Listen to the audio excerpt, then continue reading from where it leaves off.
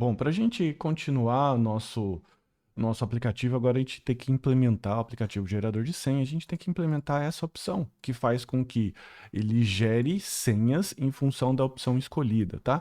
Aqui a gente ignorou ainda a marcação, já existe, claro, o botão para a gente colocar a personalização desses checkbox, você viu aqui no conteúdo do Check Container, que aliás você precisa prestar um pouquinho mais de atenção, é normal ter dúvidas aqui no CSS, sair do CSS que é aquela sensação do tipo, nossa, só copiei código e não entendi nada. Mas fica tranquilo, porque como eu disse, o CSS é uma situação em que você não tem lógica, portanto, é uma receita de bolo, ok? Com o tempo, com os projetos, você vai sacando, por exemplo, que background color é a cor de fundo, ok? Sem falar que você pode também ter acesso à documentação do MSD que eu mostrei para você logo nas aulas anteriores, fechou? Então, vamos lá. Vamos começar aqui primeiro explicando a estratégia. Lembre-se que o gerador de número randômico, ele pega, ok, os números randômicos em função do tamanho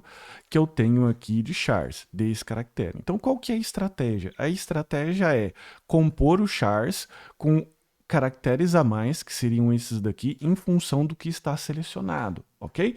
Explico, vamos lá. Vamos imaginar agora que a gente tem aqui, ó, const uppercase chars, beleza?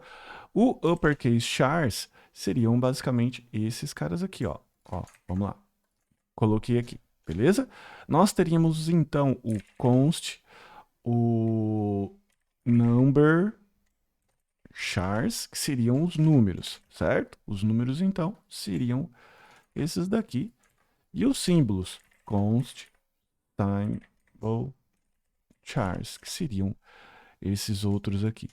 Então, qual que é a estratégia que a gente está trabalhando? E veja que no momento que eu salvei, ele já atualizou e ficou tudo para minúsculo, tá? Então, qual que é a estratégia? A estratégia é transformar isso daqui numa variável para que eu possa incluir esses caracteres novamente aqui no char, beleza? Como que a gente vai fazer a inclusão? Chars mais igual a uppercase chars, ok? E vou repetir isso para numbers, vou repetir isso para symbols. E ele volta ao normal. Por que que eu estou fazendo isso? Porque agora essas opções aqui vão conter um if. Qual if? If, esse cara aqui está selecionado, maiúsculas, eu vou colocar então o uppercase chars, beleza? Então veja que essa basicamente vai ser a lógica. If selecionado, incluo no chars os caracteres de uppercase. If números estão selecionados, vou incluir na minha cadeia de caracteres o number chars e assim sucessivamente, beleza? Então, para que a gente possa capturar o evento aqui, eu vou fazer o seguinte, eu vou ir no meu formulário e vou pegar aqui exatamente os IDs. Então, veja que para maiúsculas eu tenho o checkbox, que seria o uppercase check, o number check e o symbol check, ok? E é isso que a gente vai capturar aqui, o objeto, para que a gente possa capturar o valor dele, incluir os eventos de clique para que ele possa recalcular e fazer todo o processo que a gente já está acostumado. Então, eu vou colocar aqui, ó, uppercase check element é igual a document.query selector e a gente vai colocar aqui o ID que nos interessa, que no caso é o uppercase check, ok?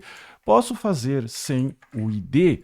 Pode fazer pelo ID, você pode pegar por outro parâmetro, como por exemplo o name, né? Mas eu recomendo realmente fazer pelo ID, que é uma opção assim bem mais tranquila de se entender, beleza? Aqui vai ser o number check element, que eu vou pegar aqui o number check, ok? E o próximo seria o symbol check element.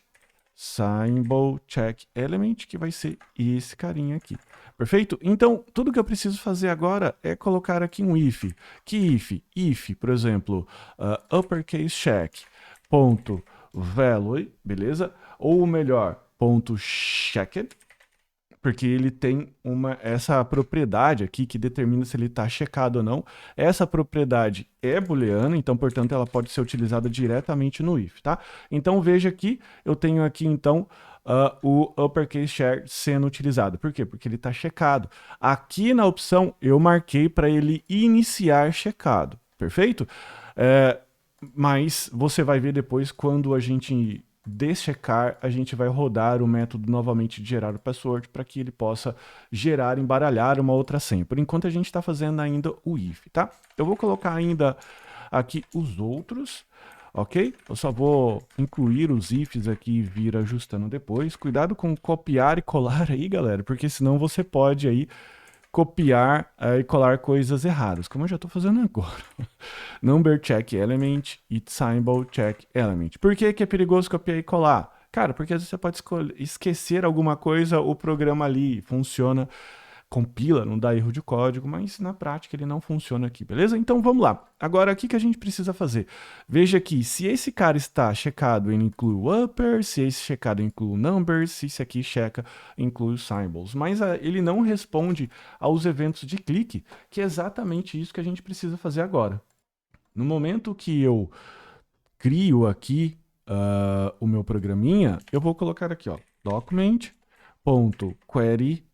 Aqui, no caso, eu nem preciso fazer, né, porque eu já, podemos dizer assim, incluí o elemento. Então, eu vou pegar aqui, ó, uppercase check element, vou vir aqui nessa área, beleza?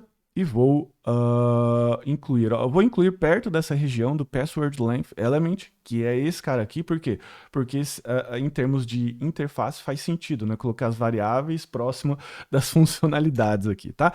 Então eu vou colocar aqui, ó, esse cara, uppercase check element, ponto, add event listener, beleza? E aqui a gente vai incluir o clique, ok? Então, se ele clicar, ele vai chamar a função generate password, ok? Eu vou repetir isso daqui para o number check element e o symbol check element, de modo que se eu clico aqui, ele vai gerando para mim o password novamente, só que ele vai respeitando, tá vendo? Essa questão da escolha que eu fiz. Então, se eu chegar aqui, ó, por exemplo, e ticar símbolo, ele vai trazer um símbolo. Se eu desticar, esse if aqui, ele vai funcionar. Então, o symbol check, ele tá verdadeiro ou falso em função do que o usuário selecionar. Como o slider aqui também aciona essa função de generate password, então eu fico aqui sempre quando uma escolha é selecionada, eu gero esse password novo e ele preenche aqui, beleza? Então, com isso a gente fez esses botões aqui funcionar. Agora, nas próximas aulas, a gente vai ainda mergulhar fundo nas funcionalidades que ainda restam.